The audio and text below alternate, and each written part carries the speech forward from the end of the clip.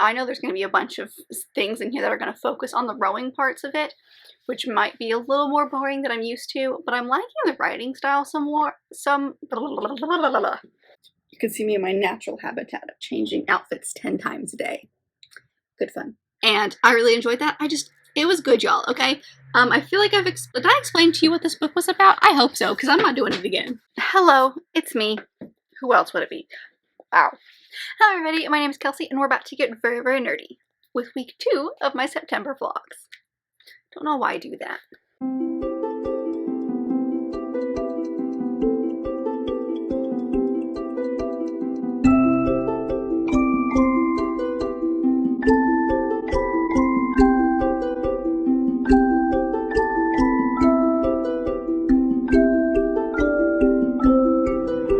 So it is Saturday. We're gonna start week 2 here of the vlogs. And I actually, like I mentioned in the last week's vlog, if you were watching those, I do get to start this vlog with an update. Because I finished the Duchess deal, which was for both my TBR game as well as Bookopoly. It was in for Mood Read. And I also buddy read this with my friend Taylor and Brooke. I will leave both of their Instagrams down below. But this book, it was very good. I think I ended up giving it 5 stars, but I'm thinking about bumping it down to a 4.5 because while I loved this book a lot, it just doesn't feel like a 5-star to me. But this follows our 2 main characters, Emma and the Duke of Ashbury. And so Emma is a vicar's daughter turned seamstress because of stuff in her past.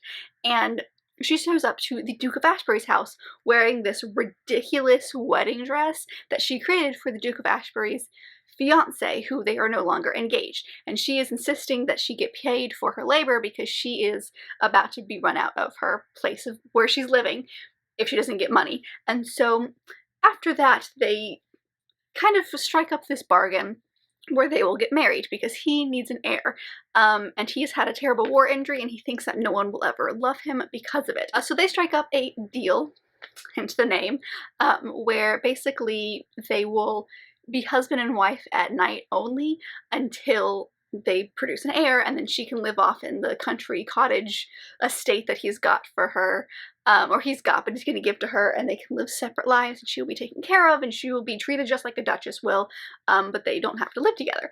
And then, of course, that's going to end just great, because feelings will get in the mix, and there's a lot more to their deal, but that's the main point of it. Because of the Duke's injury, there's a lot of talk of trauma because this injury has kind of scarred him, and not like, I mean, yes, emotionally, but actually physically scarred him, and he doesn't go out in society anymore because of this. His fiance, ex-fiance, kind of like pushed him away because of this, and so he feels like unlovable, and so there's a lot of trauma with him. And then like this girl that like has come into his life and is there for him and is trying to love him, and it's just a lot with that. So some things that the Duke does, I understand why he does it because of said trauma, but it bothers me because I just want to like smack him above the head and see, don't you realize what you're doing is hurting the people around you? So yeah, I think we're gonna bump this down to a 4.5 now that I've had some time to think about it. But I still really loved this. I really loved Tessa Dare's writing. She's got incredible banter just to begin with, but also just like in general, she has a very witty sense of humor. She's a very witty way of writing. I enjoyed it. I'm glad that I finished this. I finished it this morning, so I'm gonna count this towards like my last week goal of having 4 books read. So yeah, very happy I finished that. It was very good. And so this week, my goal for this week is to read, if possible, 5 books. I know. I calculated, I think I mentioned this, did I mention this last week? I don't know, but I'm mentioning it again. That I need to read, to complete everything I want to complete in this month, I need to read 4 or 5 books a month.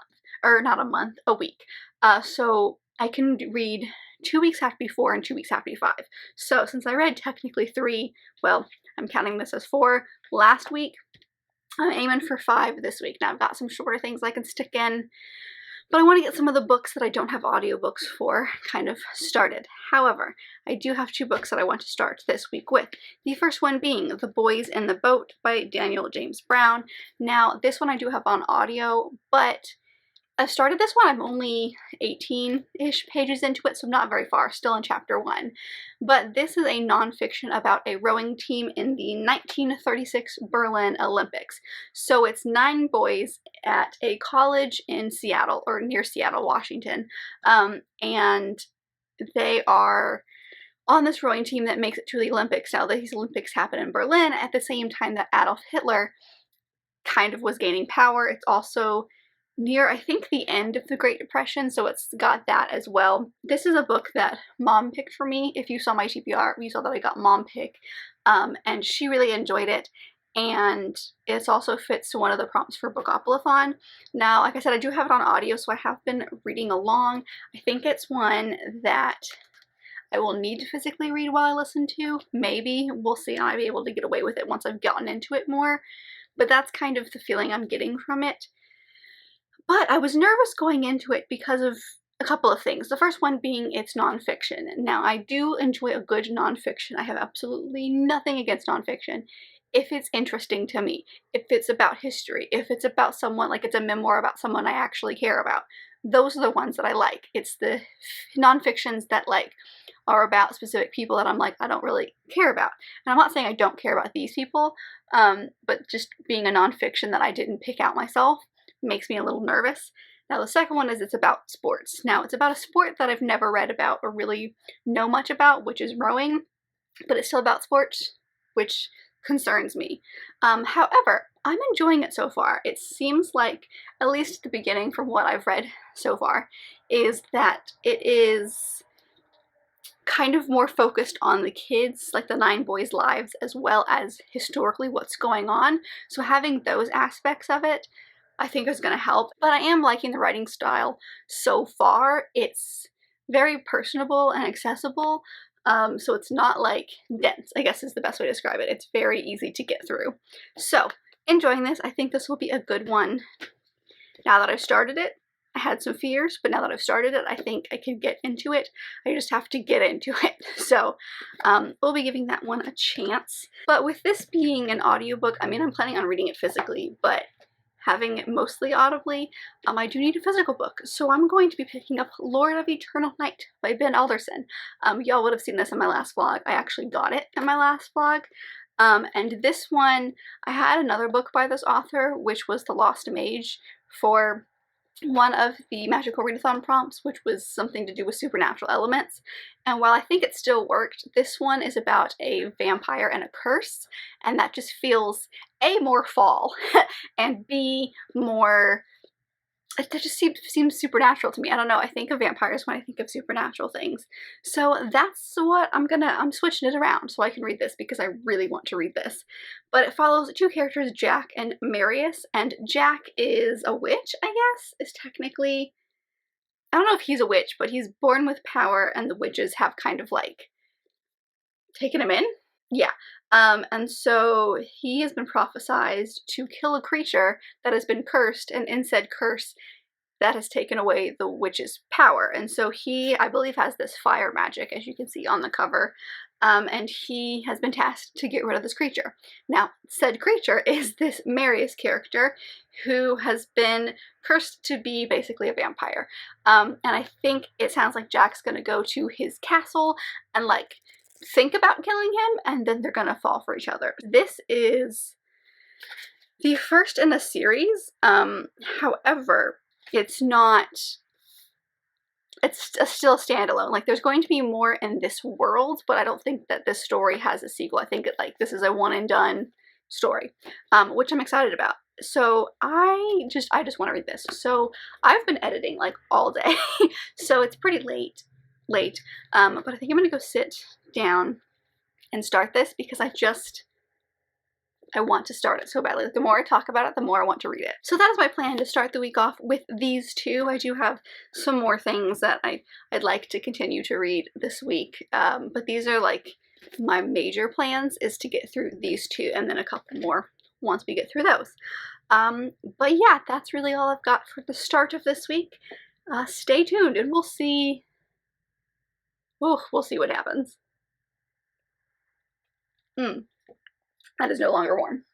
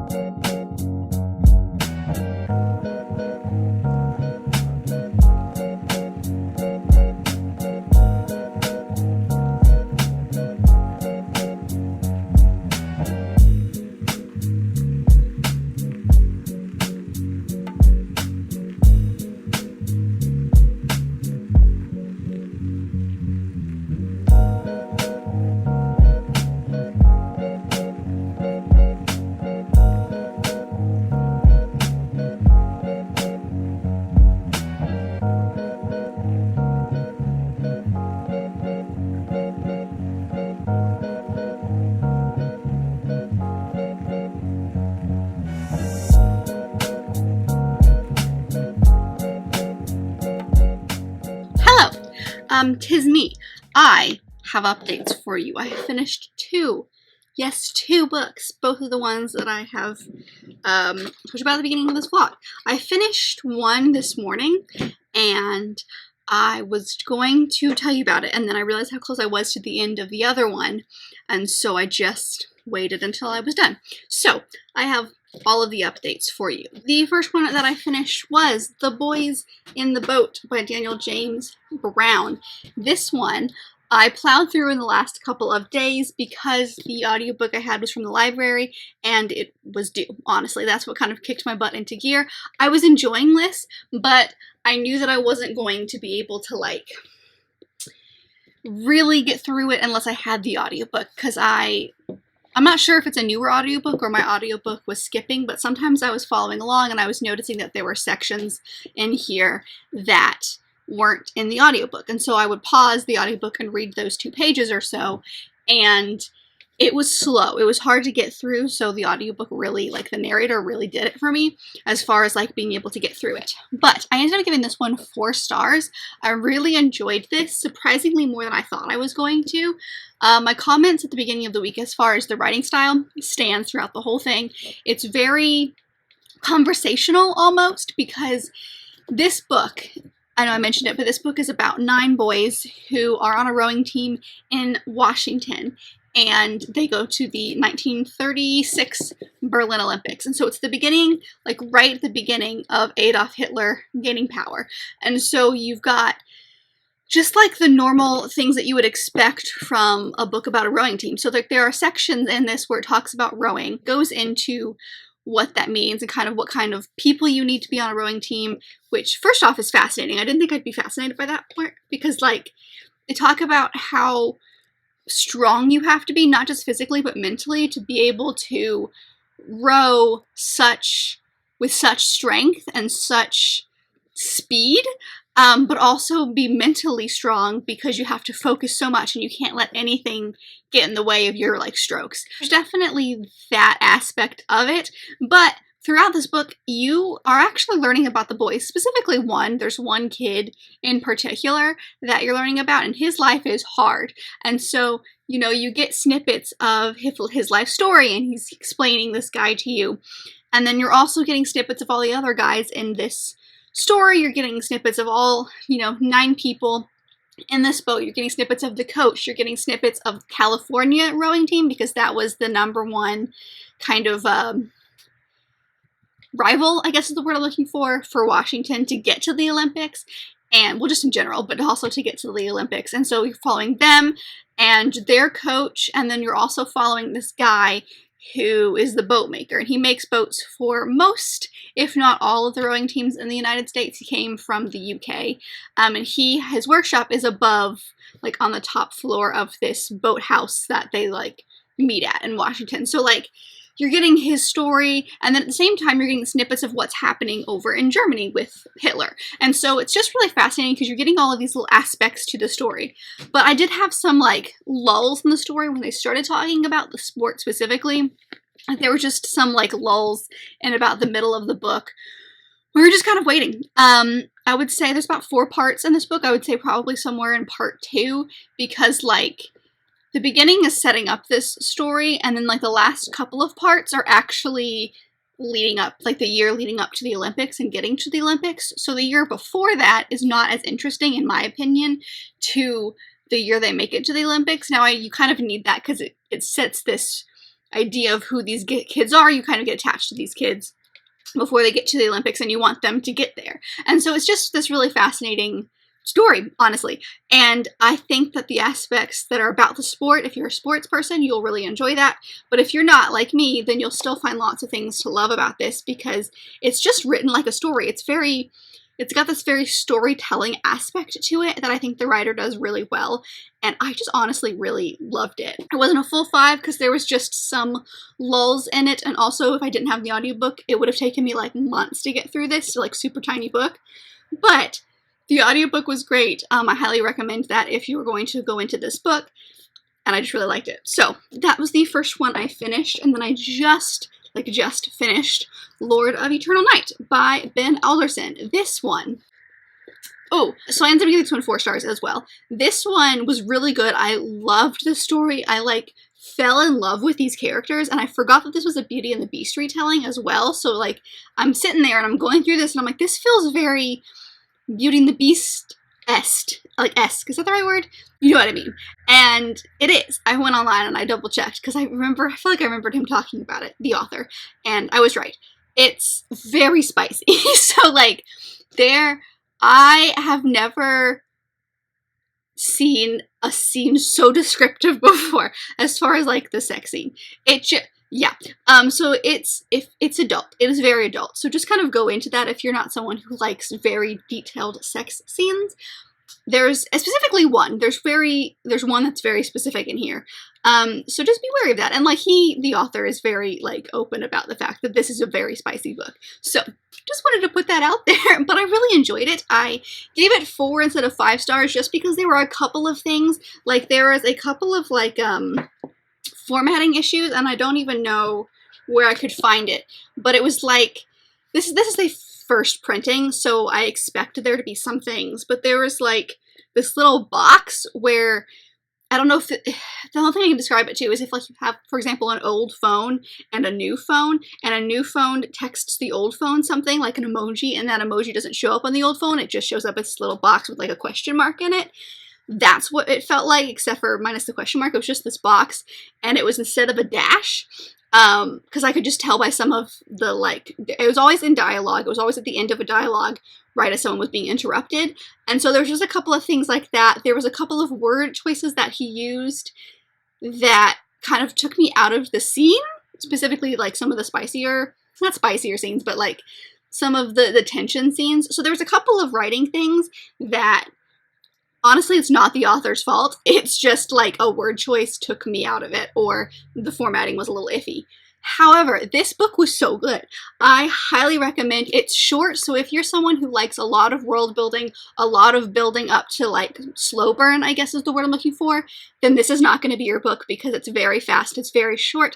He gets to the point really quickly. So if you're someone who loves and is there for the romance and that's why you're here, then I think you'll enjoy this because it gets to the point really quickly. But I also really liked the world. I thought this was a very creative world. I thought it was very well written because it was very simplistic in its writing, which is why I'm confused on if it's new adult or adult.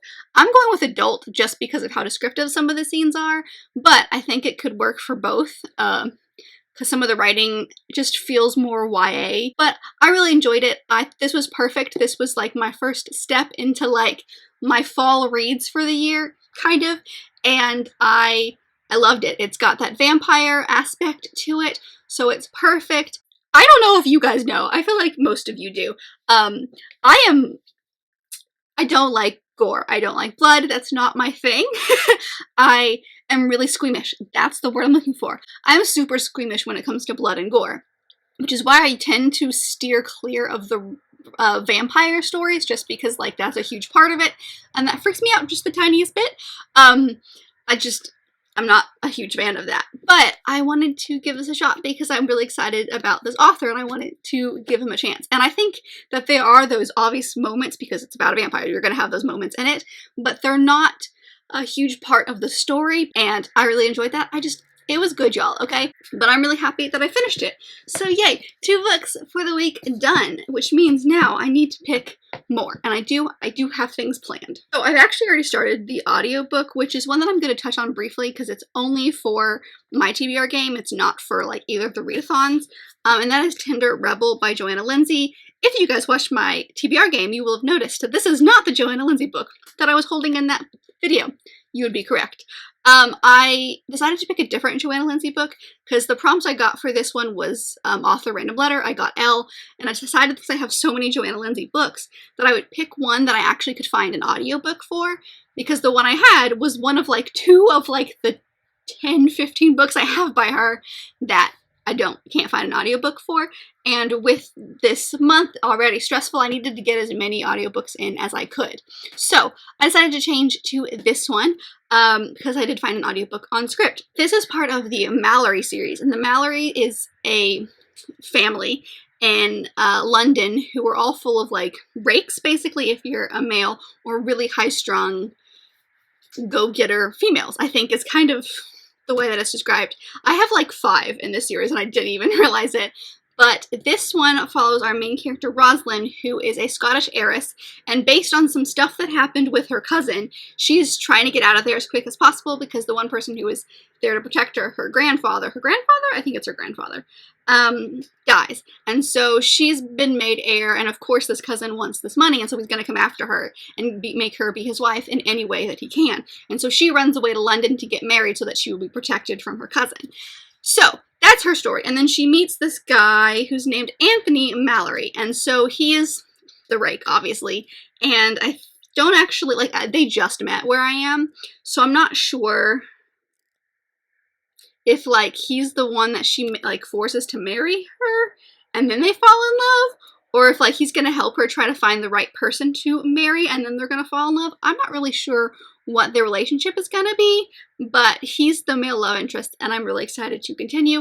I've loved it so far. I'm excited to get back into her writing because I've only read one thing by her and I loved it, but it's been a long time. So that's my audiobook. I'm going to continue to listen to that over the next couple of days.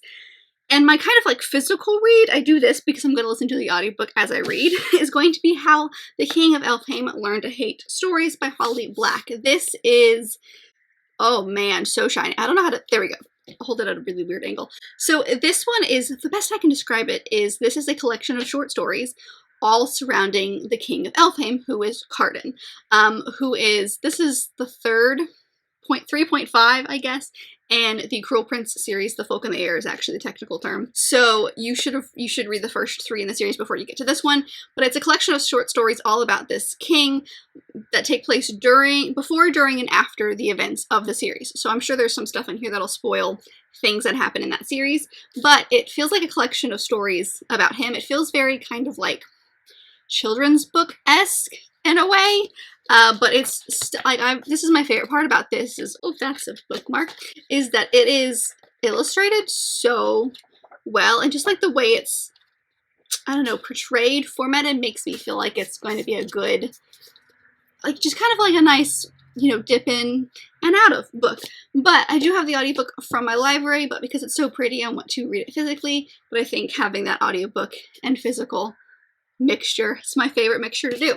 So I'm going to count this as my physical read because I will technically be reading it, but I'll just happen to have the audiobook on. But I don't think it'll take me too long considering how short it is, but that's going to be my next pick for physical read. And then we'll see what happens after that because I do have a few other things that I would like to get to. But yeah, that's what I'm going to do next is these two, a fantasy and a historical romance. I'm excited to continue. Also this cover. I cannot get over how stunning this cover is, and honestly it might just be because it's purple, and purple is my favorite color. That's entirely possible. But that's my plan, is to continue with these two. I'm trying to go through all the books that are on my TBR game first, because technically, having finished this one, I've now completed and passed the Magical Readathon as far as what I needed to do this month. Now there's a few others that I need to put in throughout the rest of the year that are like my character prompts, but as far as that goes, I've succeeded. And then Bookoplathon, there isn't really like a, you have to do so many prompts to succeed. It's kind of just like, here are prompts for you to do. So I'm not as worried about that one, although I am much farther along with how many prompts I have for, like how many I've completed for Bookoplathon. But I wanted to focus on my TBR game so I don't have to have any punishments next month, and then we will continue. So I've got a couple more, I think there's one more beyond these two, and then I will have finished the TBR game and I can go into some of the other ones. But yeah, that's my plan. That's kind of what I'm gonna continue the week with, and I'll let you know what I think.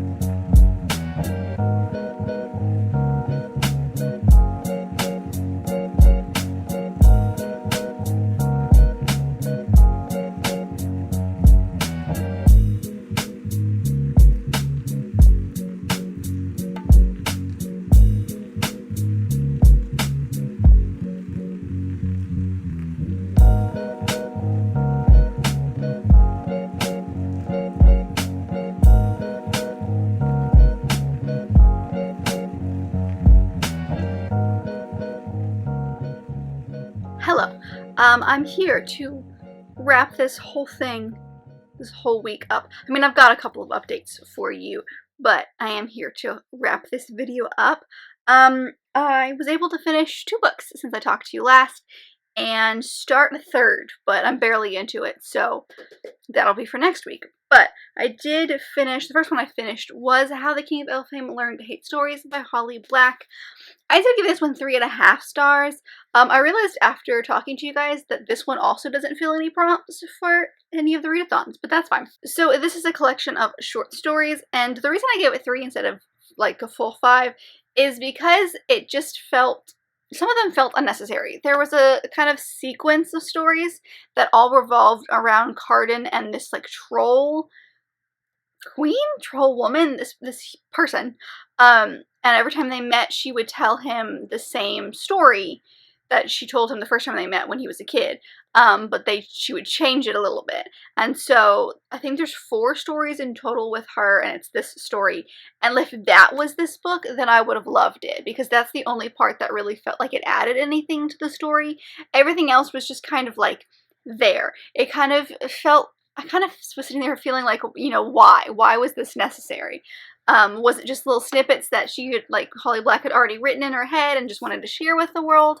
It felt like it didn't add to any of the characters. It felt like everything that was in this book was either already talked about in the series or was something we already knew. Like, did we get it from Cardan's point of view? No. But some of them, it just didn't feel like it added anything. It just felt like it was an extra thing because it was an extra thing. The only things I liked were those stories about the troll. So it got 3.5. It was really short. There's not really a whole lot I can say about it. It's just kind of okay, you know? And I really like this series. So I like that part of it because it ended after the events of the 3rd book. So we got to see a little bit of Cardan and Jude a little bit after everything that happened in the series. But, you know, it's just kind of okay, which is a little sad, but don't worry, because I read Tender Rebel and I gave it 5 stars. This was fantastic. I really liked jumping into this world. This is the 2nd in the Mallory series. I don't have the 1st one, but it's one of those where it's like they're all companion series. They all just happen to follow people who are in this Mallory family. So this one just happened to follow a guy named Anthony, who apparently, the first story that's in this series, the girl who that's about plays a pretty decent sized part in this story, so it's like we would have already seen Anthony. So I'm curious to see what the first book in the series is, see if I can find it and get my hands on it. This gave me a lot of the same vibes as Bridgerton did, the first one, The Duke and I, just because of how that relationship progressed. It felt like this one progressed very similarly to that one, and if you like that kind of progression, then I think you would enjoy this book. I loved the conversations between our characters. My favorite character was for sure Anthony. He's the main male love interest, and he is just really funny. He's just got a really fast, quick, dry sense of humor, and so he's really good at just like throwing curveballs at people, and he likes to spar with words, and that's kind of how all of the Mallory siblings show affection towards one another, is they just kind of like berate each other, basically, but it's all in good fun, and they were really cute. So I did like this. I like how it ended. I liked the progression of the romance. If you are not a fan of the miscommunication trope, then I would, this has a huge miscommunication trope in it. As far as like the second half of the book, but you know, it did some things that were different and not what I expected, and I really did enjoy it. So I love going back into Joanna Lindsey's world, and I'm so happy that I did, and I will continue to love her stories. I think I'm going to go through as many Mallory books as I can, because now I'm obsessed with this family. But yeah, this one got 5 stars for me. But I finished those 2, so technically I finished 4 books this week, but as you would have seen, I started the Agatha Christie book and then there were none.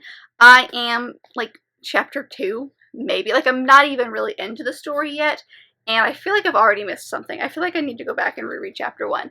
But I don't really have a lot to say on this. I just started it. This is the last book that's on my TBR game, but it's also on, it's definitely in for Magical Readathon. I'm not sure if it's in for Bookopoly. So I've got an idea as far as like a theme vlog a little bit next week, but yeah, I basically have started this but have not finished it.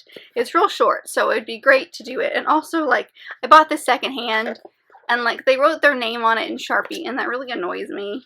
And I kind of want to spray paint, not spray paint, but like paint the edges black, just so I don't have to look at that. Anyway, I've started this, don't have any opinions on it, but this will kind of go over into next week.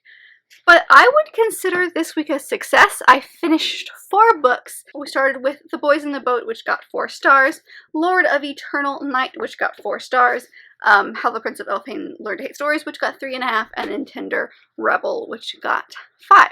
So, a little all over the place this week, but you know, it happens. But I did get 4 out of the way, and I'm really happy. I'm very close to where I personally want to be as far as the month goes, and that makes me happy. And then anything else that I have put on this TBR that I can tack on at the end is great. But once I finish this one, I feel like I have succeeded. But yeah, that's all I have for you guys today. I hope you enjoyed this video. Let me know if you've read any of the books that I have mentioned today, or any of the ones that I have read, or if there's something that you are reading that you're just loving and you would love to share the love of what you're reading.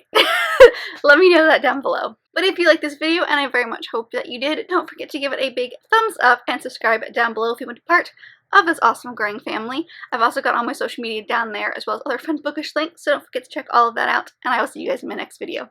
Bye!